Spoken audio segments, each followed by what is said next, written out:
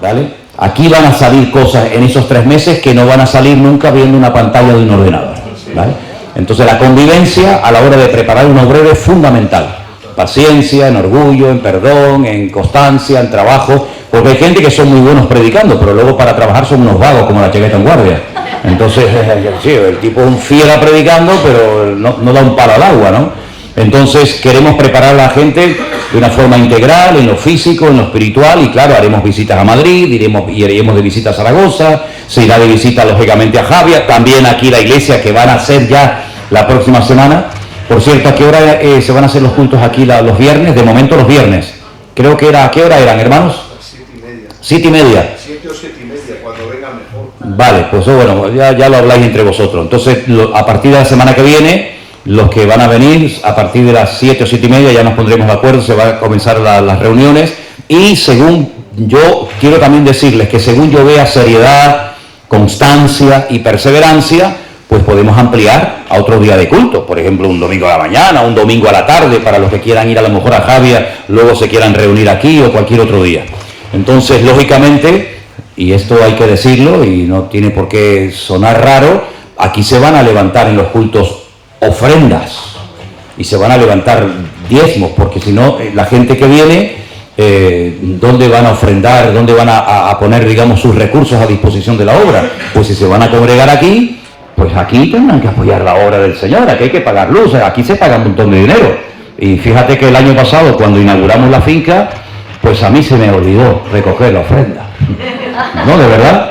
Y después había un montón de hermanas que me decían, ay pastor, no recogió ofrenda, no recogió ofrenda. Y digo, pues sinceramente se me ha olvidado. Pero este año no se me ha olvidado. No, porque Iván ha traído por ahí unas palanganas o como se llame. Y no, es que vamos a ver, hermano, la luz de esta finca, ¿quién la paga? ¿Quién paga la luz de la finca? ¿Y quién paga la gasolina de la furgoneta cuando va y cuando viene? ¿Y quién paga el agua?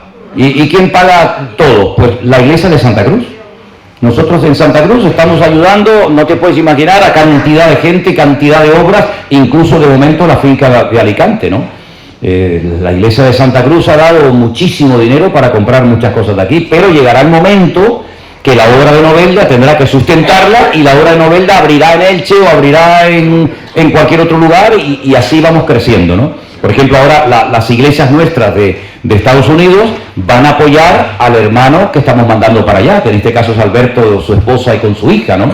Y entonces nos repartimos la carga, pero una vez que la iglesia ya sabe volar y ya puede sustentar a la obra y a los obreros, pues es una bendición, porque ya no cargamos a los de siempre, sino que vamos distribuyendo la carga. Me explico, ¿no? Me están entendiendo bien, ¿no?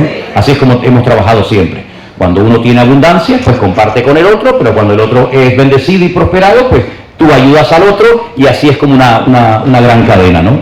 Así que vamos a comenzar con un grupito, yo creo que ya son como unos 25, hay 25 hermanos, incluso hay gente que va a venir de Estados Unidos y de otros lugares para estar aquí durante esos 3 meses viviendo aquí en la finca, ¿vale? Viviendo aquí.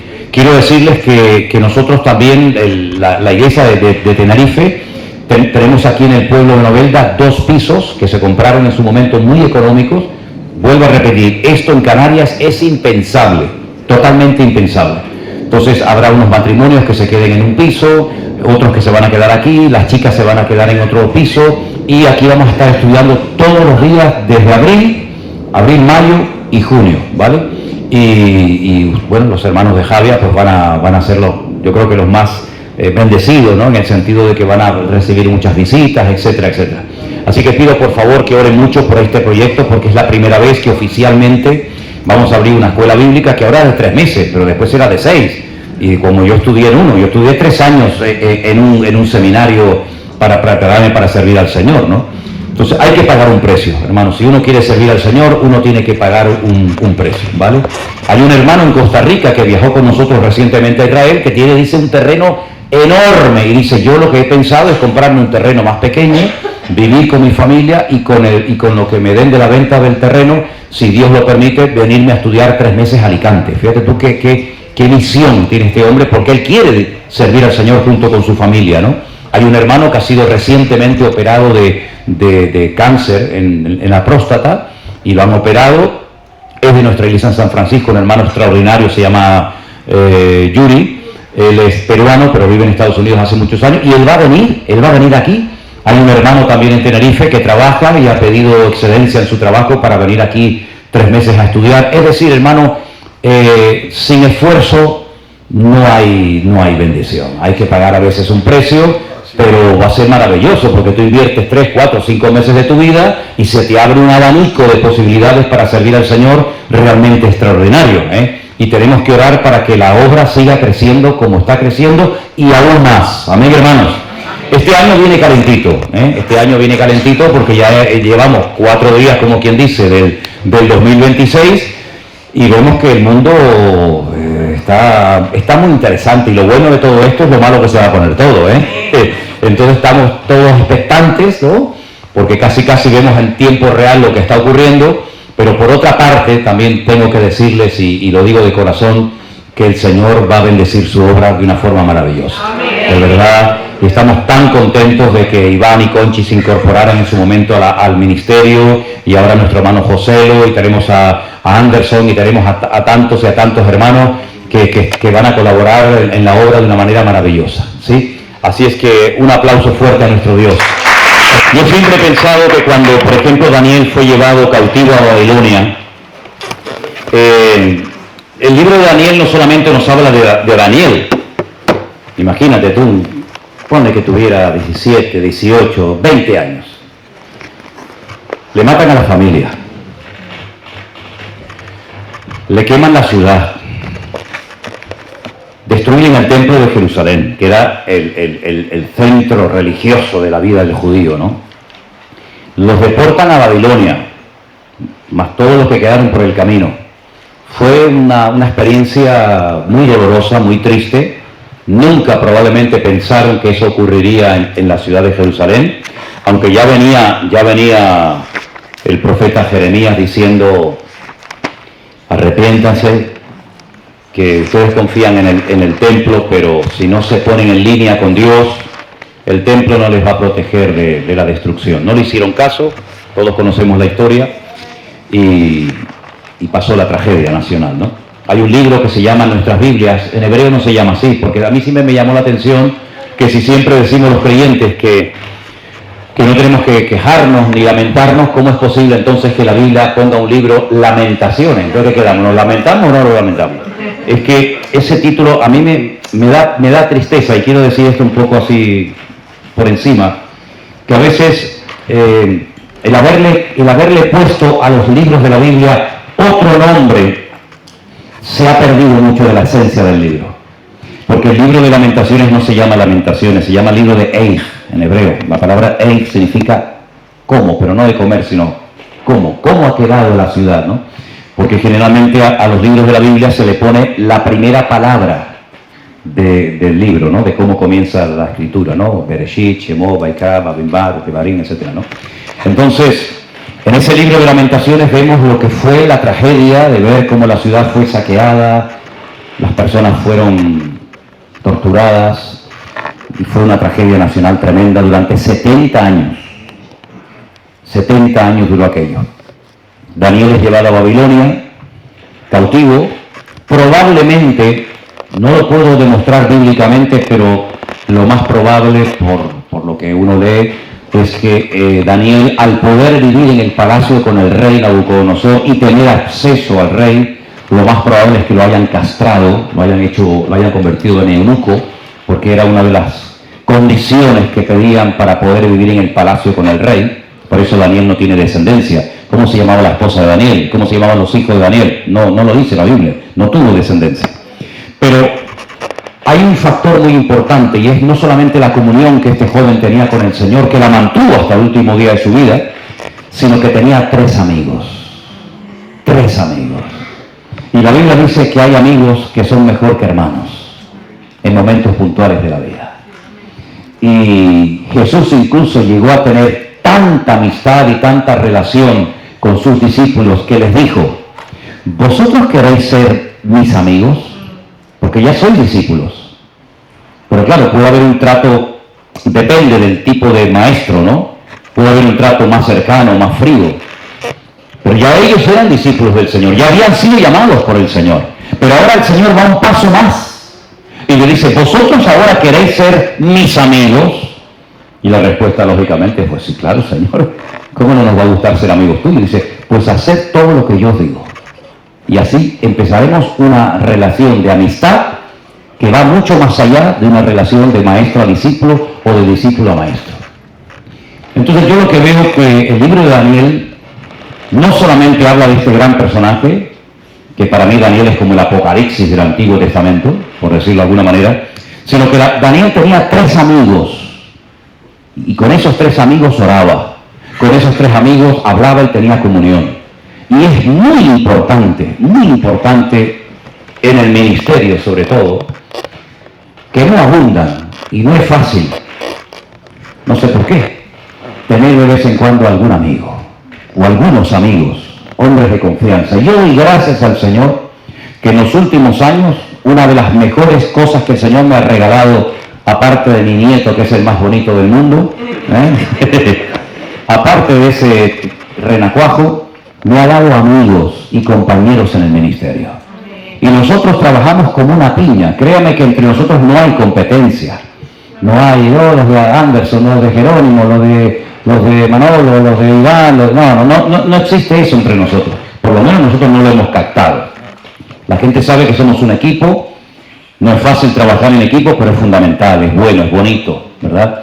Y entendemos que esa es la mejor forma de poder trabajar. Y tenemos la mentalidad entre los pastores, y siempre he enseñado que somos una sola iglesia. Da igual si el pastor está atendiendo nuestra obra en Estados Unidos, o la está atendiendo en Colombia, o la está atendiendo donde sea. Somos una sola iglesia, y los problemas de una son los problemas de todos, y las bendiciones de uno son las bendiciones de todos.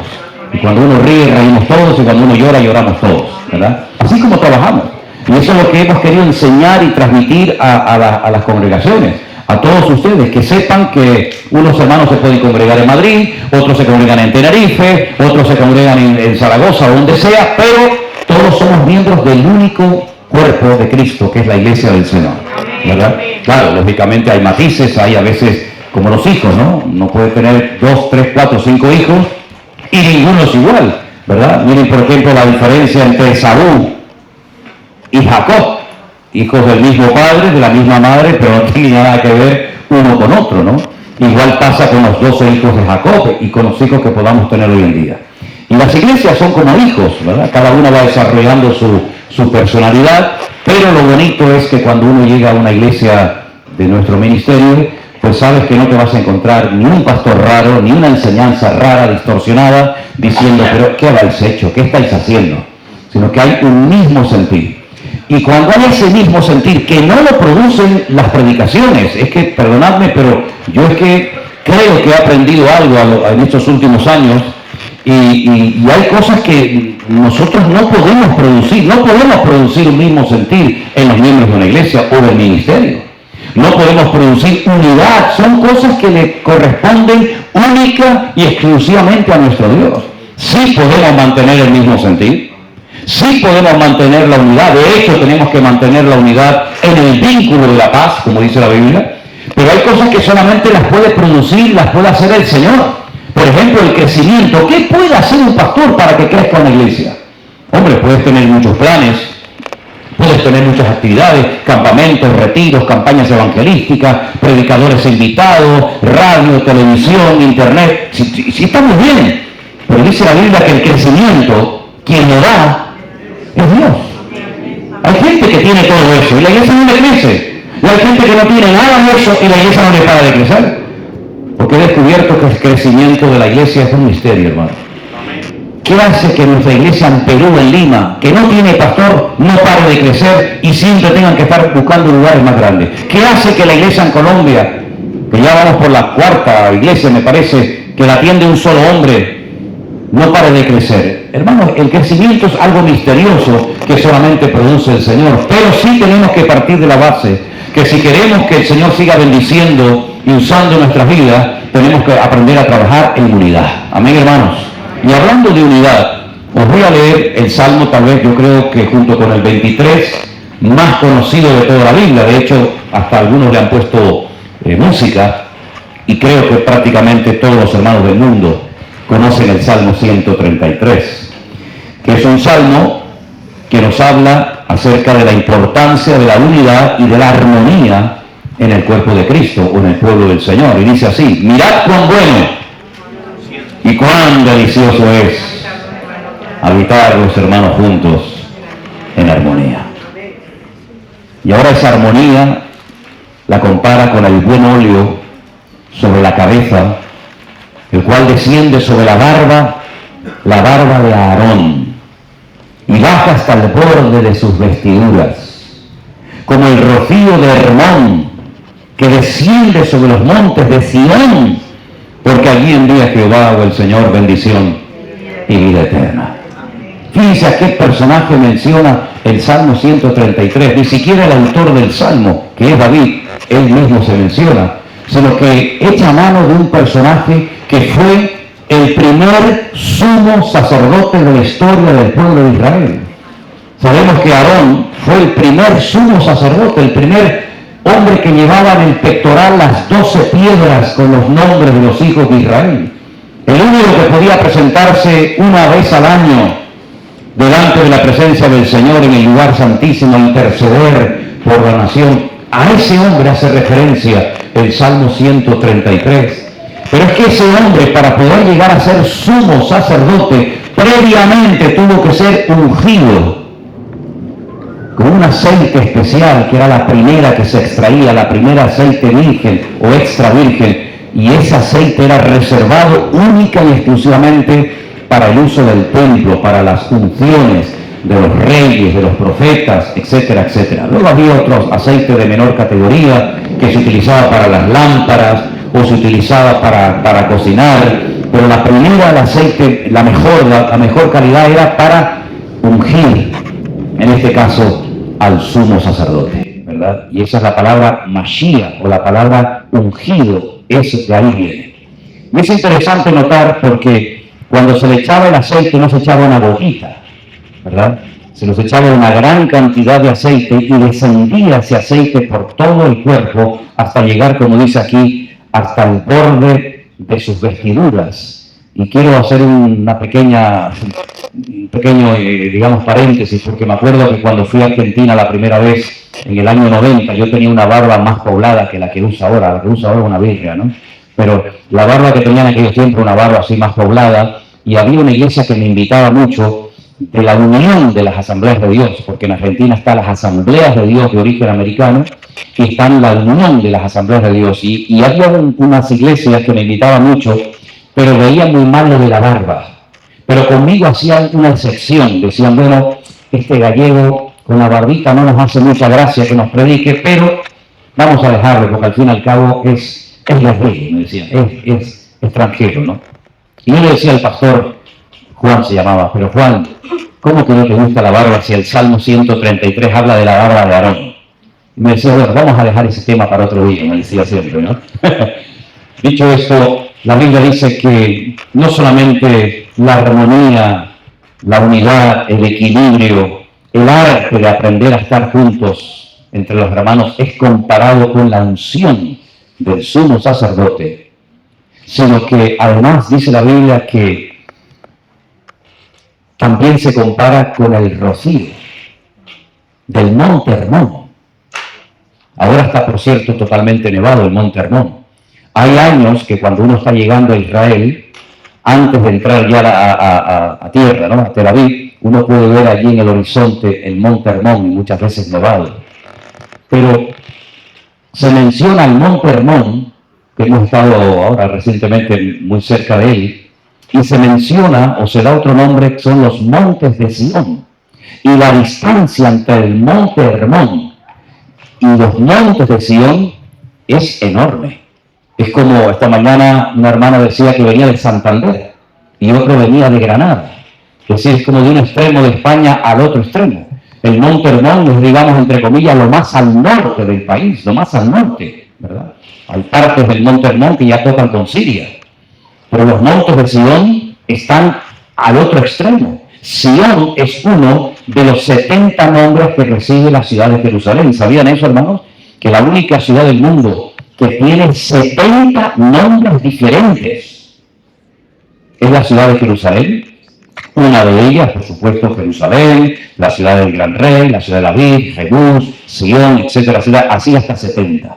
¿Cómo es posible que el salmista, qué pasa, que David no sabía de geografía?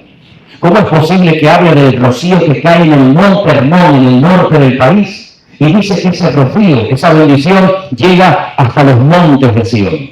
Es decir, lo que está tratando de decir aquí el rey David es que cuando hay armonía, cuando hay unidad, cuando hay un mismo sentir en el cuerpo de Cristo, la bendición es amplia, no se queda en un sector, no se queda en un lugar, sino que abarca la totalidad, en este caso de la geografía de Israel y en este caso la totalidad del cuerpo de Cristo.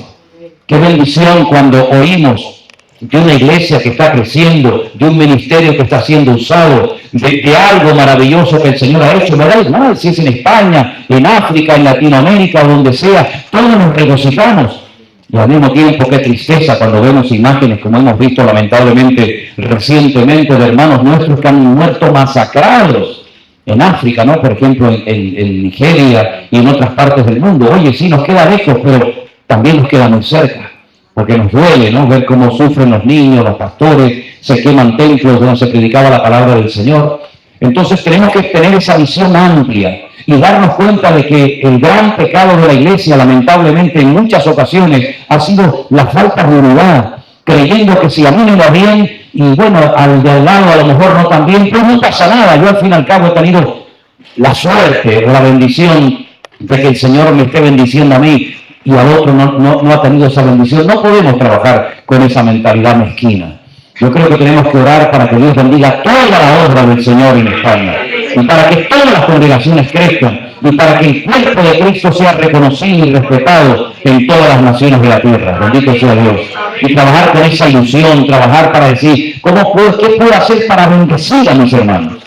No decir, me acuerdo que yo conocí unos médicos que algunos de ellos llegaron a ser pastores aquí en España, y un día estaban contando que cuando ellos eran estudiantes de medicina, de vez en cuando llegaba al hospital algún cirujano de estos famosos, ¿no?, que había descubierto o tenía una técnica maravillosa para operar, en fin, lo que fuera, y entonces dice que iban a ver cómo operaba, y en muchas ocasiones estos médicos, estas eminencias, operaban así como tapando con los brazos para que los estudiantes no vieran cómo lo hace, ¿no? No descubrían la técnica. Cuando la palabra del Señor nos enseña que todo lo que tenemos tiene que ser compartido con los hermanos. Y no hay mayor bendición, y te lo digo, si no lo has experimentado, hazlo para que veas la sensación de gozo cuando puedes bendecir, cuando puedes regalar, cuando puedes apoyar a un ministerio, aunque no sea el tuyo propio, pero es una bendición y eso es lo que tenemos que inculcarle a los jóvenes, a los adolescentes y a los niños. Bueno, es de otra congregación, es de otra denominación, es de otro estilo, pero a mí hermano en Cristo. Y si a él le va bien, a mí también me va bien. Y si nos va mal a nosotros, nos va mal a todos. Y esa es la visión con la que queremos trabajar y fomentarla y cultivarla y no dar la más mínima oportunidad a la envidia, a los celos, y mira lo que está haciendo. No, hermano, eso entre nosotros tiene que estar totalmente desterrado, porque la bendición abarcaba de norte a sur, desde el monte Hermón hasta los montes de Sion. Hay una gran distancia. Pero el Señor acorta las distancias, el Señor une a las personas cuando queremos realmente glorificar y levantar en alto el nombre del Señor Jesucristo. ¿Cuánto dicen amén? Así que, mis queridos hermanos, este salmo es un salmo que es un cántico a la unidad del cuerpo de Cristo, del pueblo del Señor. Entonces, cuando hay esa armonía, que es un término musical, ¿verdad? No puede estar tocando el violinista en do y el trompetista en re menor, ¿verdad? No puede estar tocando una orquesta en diferentes tonos, tiene que haber una armonía, y tiene que haber un director que armonice, que organice todos los instrumentos al mismo compás, ¿verdad? Para que haya una armonía y sea un deleite escuchar ese concierto, ¿no? Es un desastre cuando uno va en un tono, otro va en otro tono, uno va por arriba, uno va por abajo, se produce un caos y lo que podía haber sido un deleite al final es un desastre, ¿verdad? Y hermanos queridos, nosotros tenemos que aprender a trabajar al ritmo que nos va marcando el Señor. Y no tener que copiar, ni imitar, ni mucho menos envidiar a nadie, porque el Señor es galardonador de los que le buscan. No hay cosas que uno hace, que Dios ahí te usa y te bendice, pero no significa de que ya puedes hacer todo lo que se te viene a la cabeza, porque el Señor reparte en su multigracia, sus dones, sus sabiduría, sus bendiciones, para que todos sean usados para la honra y para la gloria del Señor. ¿Cuántos dicen amén? Hermanos queridos, yo le decía el otro día a los hermanos que aquel jovencito llamado José, él tuvo unos sueños siendo muy joven. Él sabía, por aquellos sueños proféticos que el Señor le había revelado, lo que iba a hacer el Señor a través de él. Pero no le dijo cuándo. Esto es lo que va a pasar en tu vida, pero ¿cuándo? El cuándo me lo reservo para mí. Aparentemente todo iba de mal en peor, de mal en peor. Sus propios hermanos. Oye, ¿no te llama la atención que José para sus hermanos era un competidor? Y para el que lo compró, Potifar era una bendición. Tenía que ser al revés, ¿no? Potifar decía, ¿quién es? Este hebreo, Y para los hermanos, sino este es nuestro hermano. Fue al revés. Los hermanos querían matarlo, lo vendieron, se desprendieron de él, lo insultaban, ahí viene el soñador, ahí viene no sé qué. Y sin embargo, Potifar dice, para mí. Para mí, y encima como veo que Dios está con él, aunque no sea mi Dios, pero que voy a hacer cargo de toda mi casa, y mi familia, y las tierras, y etcétera, etcétera, ¿no? Pero dice la Biblia que Dios siempre estuvo con José. Amén. Pero ayer le decía a Anderson y a Jerónimo, que me reuní con ellos, creo que también estaba José, digo, es verdad, la Biblia enfatiza en muchas ocasiones que Dios estaba con José, pero ojo, José también estaba con Dios, porque Dios puede estar contigo, quiere estar contigo, pero tú quieres estar con Él. ¿Te vas a dejar tratar por el Señor? José se dejó tratar por el Señor. José, siendo muy joven, siendo el niño bonito de su padre, pues lo meten en un pozo, que hemos estado recientemente muy cerca de ese pozo donde estuvo José, incluso hemos estado en la tumba donde está enterrado, y ahí lo llevan a Egipto. Y bueno, cuidado, que los que lo compraron no son los que después lo venden a Egipto, que lo compraron, lo vendieron por el camino, y luego los segundos lo venden a Potifar. Si eso es un caos, la vida de José es tremenda.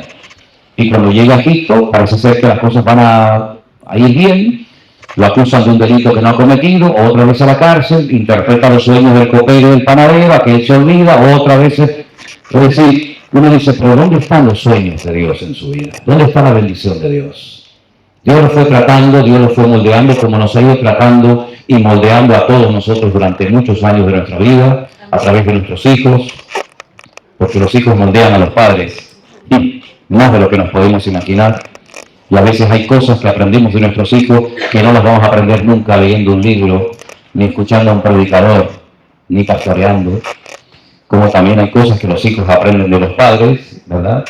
Pues Dios fue moldeando y moldeando y moldeando a José hasta que Dios dijo, ahora ha llegado el momento de usarte, ahora ha llegado el momento de que los inconversos se pongan a tu servicio y no tú al servicio de ellos, como ya has estado mucho tiempo. Y yo creo que lo que será es lo que ya fue. Yo creo que la historia se repite. Yo creo que nosotros hemos tenido que echar mano muchas veces de inconversos para proyectos, para planes, para construcciones, para compras, para ventas, etcétera, etcétera. Pero yo creo que llegará el momento, si es que no ha llegado ya, en el que muchos inconversos tendrán que recurrir a los creyentes, por lo menos o como mínimo para pedirles oración, cosa que ya están haciendo muchos. Oye, si pueden orar ahí por mí, por mi hijo, por mi matrimonio, tengo un sobrino que está enfermito y tal, y ya los inconversos comienzan a pedir ayuda a los creyentes, como pasó en el caso de José. Él se dejó tratar, ¿verdad? Pero faltaba la restauración familiar. Ya tienes poder, ya tienes la autoridad y el respaldo del faraón, pero aquí hay algo del pasado que no se ha arreglado. Hay un aspecto de la familia que tiene que ser restaurada. Y yo creo que, como dice la Biblia, el Señor no vendrá hasta que todas las cosas hayan sido restauradas. Es una palabra interesantísima que aparece en el libro de los Hechos, donde dice que el Señor está esperando la restauración de todas las cosas. Y una de las cosas que Dios quiere restaurar, evidentemente, es los aspectos familiares. Y la Biblia nos enseña que los hermanos vinieron y no los reconocieron. Sin embargo, Él sí los reconoció a ellos. Qué tremendo, ¿no? Ya se habían olvidado de Él. Sin embargo, José había guardado su corazón, y cuando se manifiesta y se da a conocer a sus hermanos para que podamos trabajar juntos en armonía, para que toda la familia sea bendecida, como dice el Salmo 133, pues la palabra de Dios les dice a ellos a través de sus hermanos, tranquilos, no tengáis miedo. Porque hay algunos que no han sido restaurados porque tienen miedo a la reacción del que los puede restaurar. Hay algunos que no han vuelto a casa porque piensan que el padre no le va a abrir la puerta. Pero sin embargo, cuando él les dice a sus hermanos, no tengan miedo, ese no tengan miedo, ese les perdono, ese haber entendido y discernido los tiempos de Dios, de que no me mandaste vosotros a Egipto, fue Dios el que me mandó a Egipto, utilizando vuestra falta de madurez o de crecimiento. Bueno, pues todo eso trajo una bendición a la familia tan espectacular, pero siempre hay un aspecto que tiene que ser restaurado. Ya estamos bien, ya nos llevamos bien, ya hemos llorado, ya nos hemos perdonado, ya nos hemos reconciliado, pero el papá, la cabeza, el sol, el responsable de la familia, hay que llamarlo. A mí me llama mucho la atención, si ustedes estudian esta historia, que antes de que se produjera la armonía, la restauración en la familia, pues hubo un aspecto que algunos no terminan de entenderlo, y es cómo es posible que José, habiendo sido tan bendecido, tan restaurado de la cárcel, bueno, del pozo a la cárcel, de la cárcel al trono prácticamente, pasaron 22 años y no preguntó nunca por su padre. Oye, manda a alguien, manda a unos esclavos, manda a unos soldados, oye, vayan a Canaán y pregunten por un tal Jacob, a veces si es nada, de 22 años que ni por ahí te pudras. Es interesante notar que cuando uno estudia la historia de su padre, de Jacob, cuando él tiene que huir porque hay un problema entre hermanos, y tiene que huir porque su hermano Saúl lo quiere matar, él se va a la casa de un tal Labán, que la palabra Labán en hebreo significa blanco, el color blanco dice Labán, pero si lo lees al revés significa tramposo, y eso era lo que era Labán, parecía una cosa, pero luego lo trataba así, era terrible, ¿no? Él se quedó 22 años en la casa de Labán, sin preguntar nunca por su padre. Y en hebreo hay un refrán que dice, midá que neguet midá, medida por medida. Es como decir lo que siembra cosechas, algo así, ¿no? Lo que llama el mundo el karma, rollos de eso, ¿no? 22 años estuviste sin preguntar por tu padre. 22 años estarás sin saber nada de tu hijo José. Exactamente igual, es increíble, ¿no? Por eso qué importante es lo que estamos sembrando ahora. Porque lo que estamos sembrando ahora, yo no sé hasta dónde el Señor nos va a permitir cosechar. Pero lo que estamos sembrando ahora puede ser que nuestros hijos o nuestros nietos lo cosechen. Entonces sembremos de tal manera, dejemos el terreno abonado de tal manera que a ellos les resulte más fácil y que no tengan que picar las piedras que ya alguien picó por ellos, para que ellos puedan disfrutar de una cosecha que no sembraron, pero que ellos van a ser los responsables de poder cosecharla. ¿Cuántos dicen amén? Me viene a la cabeza cuando el Señor le dice a los discípulos, ¿cuánto tiempo falta para la siega? Es algo que no, es una pregunta que dice, mira, ¿qué viene esta pregunta ahora? ¿Cuánto tiempo falta para la siega? Estamos aquí en pleno desierto, estás hablando con una samaritana, y ahora que viene esta pregunta, ¿cuánto tiempo falta para la siega? Los discípulos no eran agricultores, pero más o menos le dijeron, bueno, pues más o menos como 4, ¿no? 4 o 5 meses creo que falta para la siega. Y el Señor le dijo, no, levante la mirada y mire, yo ya veo los campos blancos para la siega.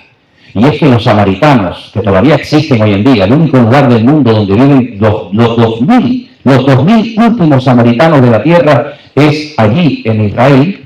Fuimos a visitarlos a ellos hace poquito, y la cuestión está en que visten de blanco. Visten totalmente de blanco. En la época de Jesús, y hoy en día, el que es samaritano viste totalmente de blanco. Y lo que le dijo el Señor es, 4 meses faltan para la siega, levantar la mirada, miren la multitud que viene de gente por ahí, yo ya los veo blancos, ya están blancos para la siega, pero no se refería al trigo, no se refería a la cebada, se refería a almas. Y yo creo que los campos están ya preparados. Yo creo que el Señor nos está dando el privilegio de ver miles de almas convertidas. Simplemente, entre comillas digo lo de simplemente, por ser fieles al Señor y por estar haciendo lo que el Señor nos dijo que siempre hiciéramos. Y ustedes están siendo copartícipes, están siendo protagonistas de un momento de la historia de este país que yo no lo viví cuando fui joven. Yo no experimenté las bendiciones que estamos experimentando a estas alturas de nuestra vida, que me alegro muchísimo de que tú las estés disfrutando y teniendo. El poder tener un lugar como este donde poder predicar la palabra, poder venir de vacaciones, poder venir a un retiro, a un campamento, eso es una bendición tremenda. Ya sé que hay otros ministerios que tienen 1, 20, 30, 40 fincas. Gloria a Dios, alegro por ello. Pero hermanos, nosotros estamos en cierto sentido haciendo historia y queremos que la gente sea bendecida a través de todo esto. Pero ¿cuál es la clave? si podríamos decir una clave, la unidad. La unidad. Mirar al Señor, mantenernos apegados a Él, porque no se olviden, y voy concluyendo, que el Señor Jesucristo hizo una oración de la cual a veces se habla muy poco. Se habla mucho del Padre Nuestro, que ya lo sabíamos desde nuestros tiempos en la Iglesia Católica, ¿no? ¿O sí o no? ¿Sí o no? Padre Nuestro, ¿verdad? Pero el Señor en Juan 17 hizo una oración muy interesante, que es mucho más larga que el Padre Nuestro. Y una de las cosas que pidió en reiteradas ocasiones es: Padre, que seas uno.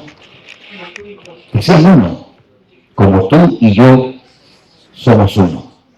Perfectos en unidad. No digo perfectos en la predicación, porque no hay nadie perfecto en la predicación, no hay nadie perfecto en alabanza, no hay nadie perfecto en nada. Pero en la unidad sí tenemos que ser perfectos. Porque ahí es donde el diablo no puede entrar, en el diablo no puede molestarnos, porque él odia la unidad, porque es el ser que no sabe trabajar en unidad. Trabaja en el caos, trabaja en la confusión, trabaja en el miedo, trabaja en la incertidumbre, trabaja en el complejo, pero en la unidad no puede, porque esa unidad es un regalo que el Señor nos ha dado a nosotros como pueblo de Dios. ¿Y cómo podemos mantenernos unidos? Si uno es de Sudamérica, el otro es español, este dice una cosa, ¿no? Pues ¿saben qué? Es el milagro que Dios produce y que lo siga produciendo. Y nosotros lo que haremos es trabajar para mantener esa unidad. Y si tengo que perder una conversación para mantener la amistad con mi hermano, prefiero perder la conversación, pero no perder la amistad con mi hermano. Y si tengo que humillarme, y si tengo que lavarle los pies, cosa que hemos hecho muchas veces, muchas veces, pero estamos dispuestos a hacerlo. ¿Por qué? Porque el Señor obra a través de la unidad. Y dice que envía bendición y vida eterna. Y nosotros lo que queremos es tener permanentemente la bendición de Dios en mi vida. Yo creo que no hay mayor honor y privilegio decir: yo soy una persona bendecida por el Señor. Porque la bendición es lo que enriquece. Fíjense qué importante es la bendición, que siempre estamos: Dios te bendiga, hermano, Dios te bendiga. Porque entendemos que la bendición es lo que queremos. El otro día le decíamos a los hermanos en la iglesia que Dios le enseñó a su pueblo cómo bendecirse los unos a los otros. Vamos a ponernos de pie, por favor, en esta mañana. Y vamos a hacerlo, y con esto terminamos esta hermosa reunión de aniversario, dándole toda la honra y la gloria a nuestro Dios. El Señor le dijo a Moisés: dile al pueblo de Israel que cuando quieran bendecir a alguien, cuando quieran bendecir a un hijo, cuando quieran bendecir a su esposo, a su marido, a su esposa, cuando quieran bendecir a alguien, le dicen esto: que el Señor te bendiga y te guarde, que el Señor haga resplandecer su rostro sobre ti y tenga de ti misericordia, que el Señor alce su rostro sobre ti y ponga en ti paz. Esa es la bendición que el Señor enseñó a los hijos de Israel para que se pudieran bendecir entre ellos. Y yo quiero que tú lo hagas en esta mañana con tu hermano más cercano. Que le digas a tu hermano: el Señor te bendiga y te guarde. Díselo. Que el Señor haga resplandecer su rostro sobre ti. Que el Señor tenga de ti misericordia. Que el Señor alce su rostro sobre ti y te conceda la paz. Otra vez. Que el Señor te bendiga y te guarde. Que el Señor haga resplandecer su rostro sobre ti. Que el Señor tenga de ti misericordia. Y que el Señor alce su rostro y te conceda la paz. Aleluya. Amén, amén, amén. Aleluya. Aleluya. Hay hermanos queridos, si esto lo practicáramos más a menudo. Mira, vamos a dejar de discutir. No, que tú me dijiste, que tú no... Para el carro. Para, hermano. ¿Qué venimos aquí a discutir? Que tú me dijiste, que yo te dije. No, que ayer tú sabías que... Mira, vamos a nosotros. Que el Señor te bendiga y te guarde. Y ya verás cómo calma el ambiente. Ya verás cómo cambia la persona. ¿Seguro? Yegeretefar Adonai bishmereja. Yael Adonai panach aleja b'chumecha. Yisa Adonai panach aleja b'yasem leja shalom. Así se bendice a los hijos todas las semanas. Y yo lo he visto, hermano. Todas las semanas. De toda la vida. El papá le pone las manos a sus hijos. Y pone las manos a sus hijos. Y les da esta bendición. Los hijos de Israel la recibían una vez al año, cuando iban a Jerusalén, al día de Yom Kippur, del día del perdón. Pero sin embargo nosotros nos podemos y nos debemos de bendecir todos los días. Así que si ustedes quieren hacernos un gran favor a nosotros, Señor, te pido por los pastores que tú lo bendigas y lo guardes, que le conceda la paz, alza tu rostro sobre él, y va a ser algo maravilloso, que a pesar del ambiente cargado y de la atmósfera cargada que estamos viviendo, vamos a ver cómo la obra del Señor avanza de victoria en victoria, de triunfo en triunfo y de bendición en bendición. Oramos en esta mañana. Aleluya. Bendito sea.